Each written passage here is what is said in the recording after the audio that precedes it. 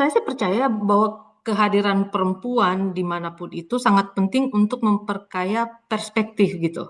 Nah, kebebasan berekspresi tidak akan pernah benar-benar utuh ya jika tidak inklusif kayaknya dan tidak berpihak pada keadilan gender. Kebebasan berbicara hanya soal siapa yang bisa berbicara gitu, tapi juga tentang siapa yang diberi ruang untuk didengar.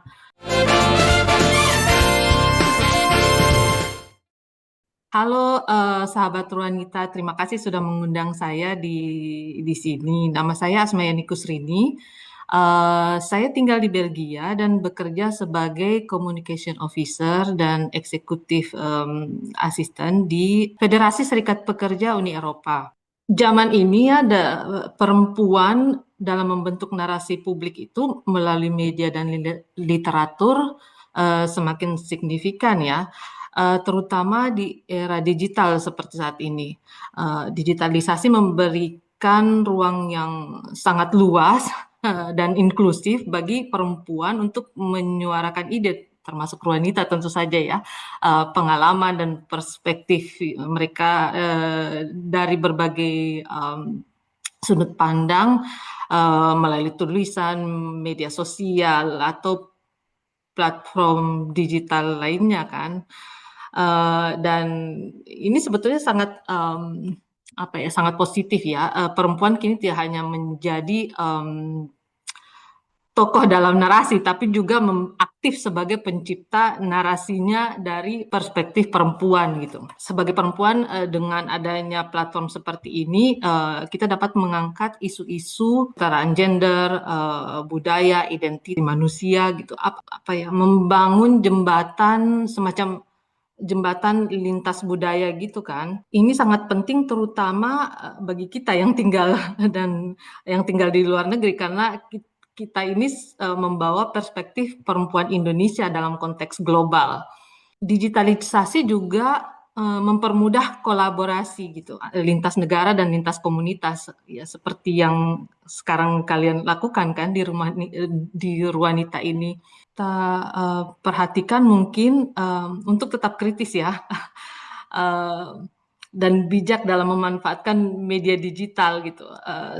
Narasi yang dibangun jadi tidak hanya bersifat reaktif tapi juga konstruktif. Jadi dengan terus berkarya, perempuan Indonesia dimanapun dapat memberikan kontribusi gitu, membentuk wacana publik. Saya bekerja di Federasi Serikat Pekerja yang membawahi 27 organisasi serikat pekerja dan di antara 27 serikat pekerja itu dua kali setahun, 2 atau 3 kali setahun kami membuat majalah isu-isu serikat pekerja di Uni Eropa. Tapi majalah kami itu susah sekali mengajak perempuan untuk ikut berkontribusi. Problem utamanya adalah waktu. Mereka nggak punya waktu. Susah dikenal karena justru itu mereka tidak punya waktu untuk tampil di depan publik untuk menulis. Salah satu siasat kami agar anggota-anggota perempuan ini bisa bicara adalah dengan membuat semacam interview ya seperti ini, memberikan mereka pertanyaan dan mereka menulis. Jadi banyak perempuan ini kan menyuarakan ya apa yang mereka rasakan di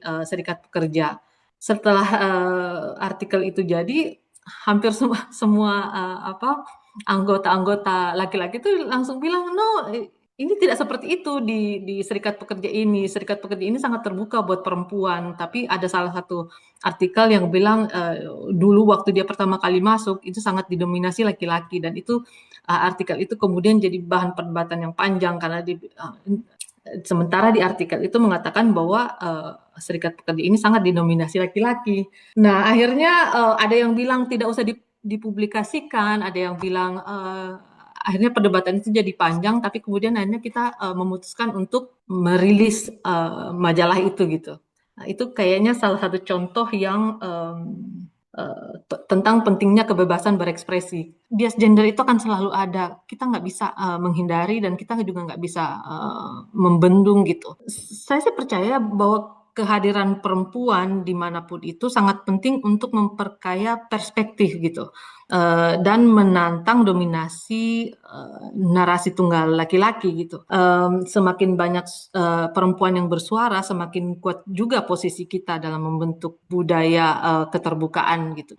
Yang penting itu sebetulnya kita konsisten membuktikan bahwa pantas berada di posisi yang sama dengan laki-laki. Di sini tuh orang lebih terbuka kan ya. Saya sebagai orang Indonesia yang memang tidak terbiasa mengekspresikan diri, ya tetap saja menjadi saya gitu, tetap tidak bisa mengekspresikan diri dengan lebih leluasa gitu. Tapi di Belgia itu terasa sekali memang dalam konteks kebebasan berekspresi gitu. Secara umum, maksudnya saya melihat teman-teman saya, kolega-kolega saya yang perempuan terbuka di sini kan, menyuarakan pendapat dalam bidang apapun gitu. Masyarakat di sini tuh lebih cenderung menghargai keberagaman gitu, perspektif dan tidak menghakimi ketika orang menyampaikan opini. Bahkan perbedaan politik pun hal-hal isu sensitif pun tetap bisa disuarakan. Nah, di Indonesia kan kebebasan berekspresi secara formal itu, terutama yang menyentuh isu-isu gender ya, seksualitas khususnya atau politik, masih sangat dibatasi oleh norma sosial kan ya. Dan juga ada tekanan budaya. Nah, selalu ada kekhawatiran, stigma, penolakan gitu. Bahkan saya pun masih sampai sekarang walaupun sudah tinggal di Belgia, tetap saja saya masih sangat Indonesia dalam hal berekspresi gitu. Di sini itu kebebasan tidak hanya memberi ruang untuk berekspresi, tapi juga memperkuat kepercayaan diri gitu. Kebebasan berekspresi itu kan bukan hanya tentang boleh bicara apa aja, tapi juga merasa aman untuk berbicara gitu. Saya orang yang sangat percaya bahwa literatur dan film itu adalah dua medium yang paling kuat untuk memperjuangkan suara-suara yang terpinggirkan gitu. Saya selalu berpikir ya di sekolah itu harusnya diajarkan itu diajarkan membaca literatur dan menonton film dan kemudian mendiskusikannya dengan murid-murid. Itu menurut saya akan lebih efektif daripada mereka disuruh baca teori gitu. Saya termasuk orang yang sangat berhati-hati dengan media sosial gitu. Di satu pihak senang gitu melihat khususnya soal isu-isu perempuan di ini. Cuman kemudian yang saya lihat adalah soal pertanggungjawaban. Platform digital ini sebetulnya ruang paradoks ya. Di satu sisi menjadi ruang bebas yang sangat memberdayakan, tapi di sisi lain juga bisa menjadi ruang yang penuh batasan gitu sebetulnya. Media sosial membuka akses yang luas dan merata kan. Perempuan yang dulu sulit mendapat panggung di media arus utama kini bisa membangun ruang audiensnya sendiri, menerbitkan karya mandiri, mengembangkan jaringan kreatif, lintas negara. Tapi kebebasan ini itu tidak datang tanpa resiko. Perempuan yang vokal atau menyuarakan perspektif yang kritis seringkali menjadi sasaran ujaran kebencian ya, doxing, pelecehan malah di ruang digital. Dan secara pribadi saya tidak pernah mengalami sensor publik gitu. Saya bukan konten kreator, tapi bagi mereka yang membuat konten-konten mengangkat isu-isu perempuan segala macam, mereka juga sebaiknya harus bertanggung jawab dengan apa yang mereka suarakan gitu. Jadi tidak harus menyesuaikan diri dengan norma-norma yang sudah ada gitu. Jadi diri sendiri dan temukan perspektifmu sendiri dan kamu harus bisa mempertanggungjawabkan gitu ya.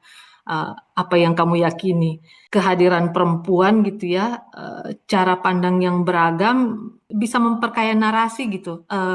Yang kita baca, yang kita tonton, dan yang kita konsumsi tiap hari, terus belajar gitu, terus menulis, terus mencoba konsisten, dan tentu saja saling mendukung ya, tidak saling menjatuhkan karena industri kreatif itu sangat kompetitif ya. Nah, kebebasan berekspresi tidak akan pernah benar-benar utuh ya jika tidak inklusif kayaknya dan tidak berpihak pada keadilan gender. Karena pada akhirnya kebebasan berbicara hanya soal siapa yang bisa berbicara gitu, tapi juga tentang siapa yang diberi ruang untuk didengar.